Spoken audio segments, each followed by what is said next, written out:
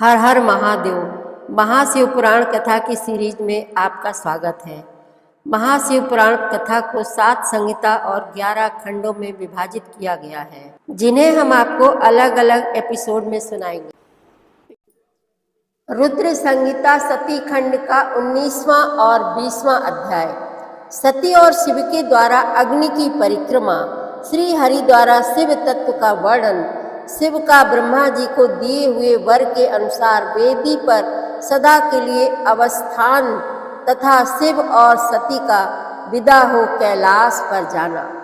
ब्रह्मा जी कहते हैं, नारद, कन्या दान करके दक्ष ने भगवान शंकर को नाना प्रकार की वस्तुएं दहेज में दी। यह सब करके वे बड़े प्रसन्न हुए। फिर उन्होंने ब्राह्मणों को भी नाना प्रकार के धन बांटे। तत्पश्चात लक्ष्मी सहित भगवान विष्णु शंभु के पास हाथ जोड़कर खड़े हुए और यूं बोले, देव देव महादेव, दया सागर, प्रभो तात, आप संपूर्ण जगत के पिता हैं और सती देवी सबकी माता हैं। आप दोनों सत्पुरुषों के कल्याण तथा दुष्टों के दमन के लिए सदा लीला पूर्वक अवतार ग्रहण करते हैं। यह सनातन श्रुति का कथन है। आप चिकने नील अंजन के समान शोभा वाली सती के साथ जिस प्रकार शोभा पा रहे हैं, मैं उससे उल्टे लक्ष्मी के साथ शोभा पा रहा हूँ। अर्थात सती नीलवर्णा तथा आप गौरवर्ण है। उससे उल्टे मैं नीलवर्ण तथा लक्ष्मी गौरवर्णा है। नारद, मैं देवी सती के पास आकर ग्रह सूत्रोक्त विधि से विस्तार पूर्वक सारा अग्नि कार्य कराने लगा। मुझ आचार्य तथा ब्राह्मणों की आज्ञा से शिवा और शिव ने बड़े हर्ष के साथ विधि पूर्वक अग्नि की परिक्रमा की। उस समय वहां बड़ा अद्भुत उत्सव मनाया गया। गाजे बाजे और नृत्य के साथ होने वाला वह उत्सव सबको बड़ा सुखद जान पड़ा। तदनंतर भगवान विष्णु बोले, सदाशिव, मैं आपकी आज्ञा से यहाँ शिव तत्व का वर्णन करता हूँ। मन को एकाग्र करके इस विषय को सुने। भगवान, आप प्रधान और अप्रधान, प्रकृति और उससे अतीत हैं। आपके अनेक भाग हैं, फिर भी आप भाग रहित हैं। ज्योतिर्मय रूप वाले आप परमेश्वर के ही हम तीनों देवता अंश हैं। आप कौन हैं, मैं कौन और ब्रह्मा कौन है? आप परमात्मा के ही ये 3 अंश हैं, जो सृष्टि, पालन और संहार करने के कारण एक दूसरे से भिन्न प्रतीत होते हैं। आप अपने स्वरूप का चिंतन कीजिए। आपने स्वयं ही लीला पूर्वक शरीर धारण किया है। आप निर्गुण ब्रह्म रूप से एक हैं। आप ही सगुण ब्रह्म हैं और हम ब्रह्मा, विष्णु तथा रुद्र तीनों आपके अंश हैं। जैसे एक ही शरीर के भिन्न भिन्न अवयव मस्तक, ग्रीवा आदि नाम धारण करते हैं, तथापि उस शरीर में वे भिन्न नहीं हैं, उसी प्रकार हम तीनों अंश आप परमेश्वर के ही अंग हैं, जो ज्योतिर्मय आकाश के समान सर्वव्यापी एवं निर्लेप स्वयं ही अपना धाम, पुराण, कूटस्थ, अव्यक्त, अनंत, नित्य तथा दीर्घ आदि विशेषणों से रहित निर्विशेष ब्रह्म है। वही आप शिव हैं, अतः आप ही सब कुछ है। ब्रह्मा जी कहते हैं, मुनीश्वर, भगवान विष्णु की यह बात सुनकर महादेव जी बड़े प्रसन्न हुए। तदनंतर उस विवाह यज्ञ के स्वामी यजमान परमेश्वर शिव प्रसन्न हो लौकिक की गति का आश्रय ले हाथ जोड़कर खड़े हुए।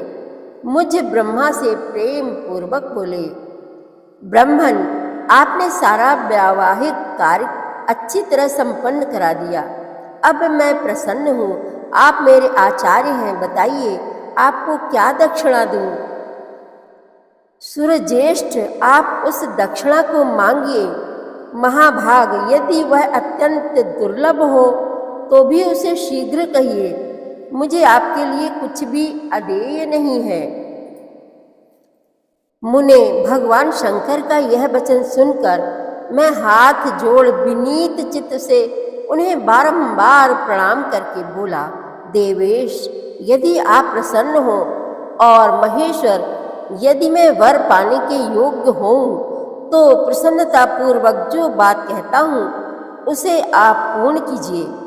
महादेव, आप इसी रूप में इसी वेदी पर सदा विराजमान रहें, जिससे आपके दर्शन से मनुष्यों के पाप धुल जाएं।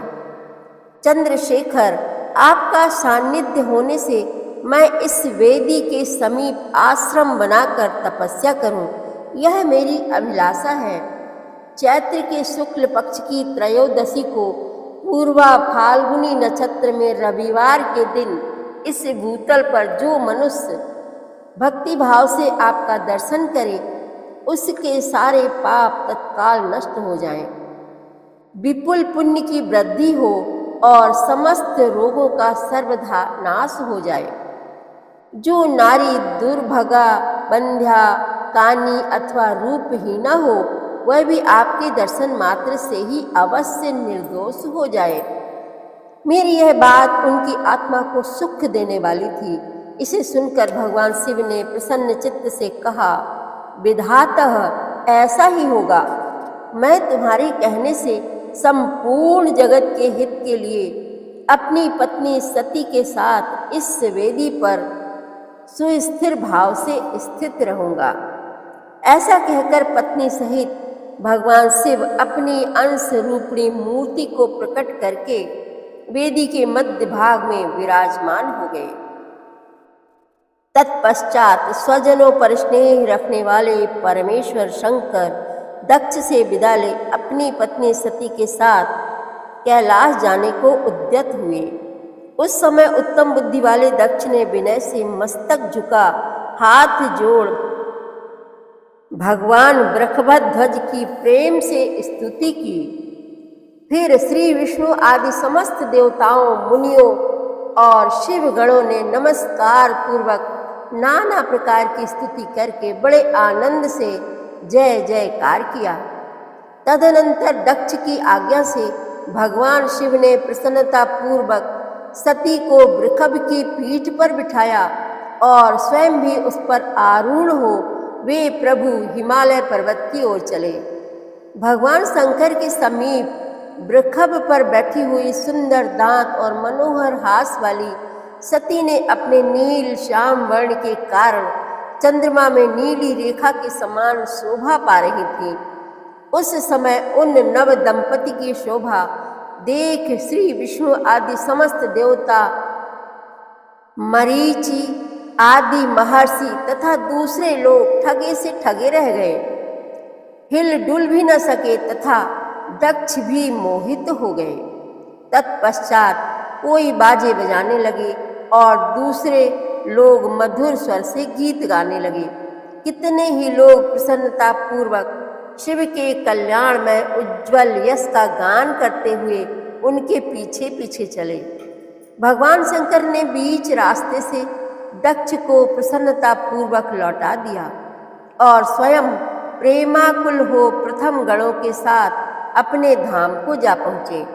यद्यपि भगवान शिव ने विष्णु आदि देवताओं को भी विदा कर दिया था, तो भी वे बड़ी प्रसन्नता और भक्ति के साथ पुनः उनके साथ हो लिए।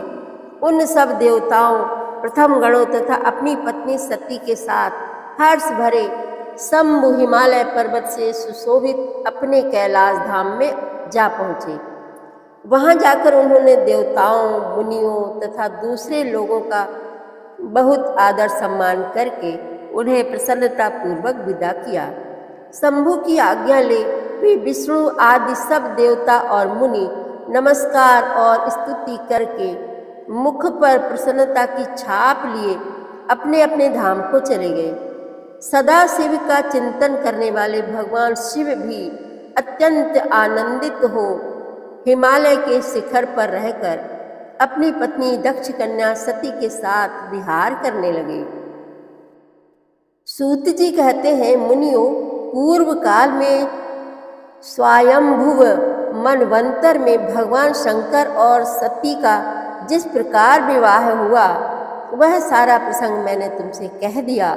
जो विवाह काल में, यज्ञ में अथवा किसी भी शुभ कार्य के आरंभ में भगवान शंकर की पूजा करके शांत चित्त से इस कथा को सुनता है, उसका सारा कर्म तथा वैवाहिक आयोजन बिना किसी विघ्न बाधा के पूर्ण होता है और दूसरे शुभ कर्म भी सदा निर्विघ्न पूर्ण होते हैं।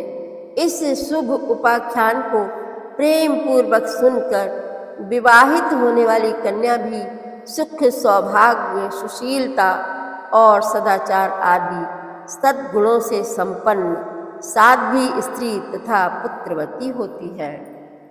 रुद्र संहिता सती खंड का 19वां और 20वां अध्याय समाप्त हुआ। हर हर महादेव। आगे की कथा आप अगले अध्यायों में, अगले एपिसोड में सुनेंगे। संपूर्ण शिव महापुराण कथा की सीरीज में शामिल होने के लिए आप हमारे चैनल अपनी विरासत को सब्सक्राइब कर लीजिए और वीडियो को लाइक शेयर करना मत भूलिएगा। हर हर महादेव।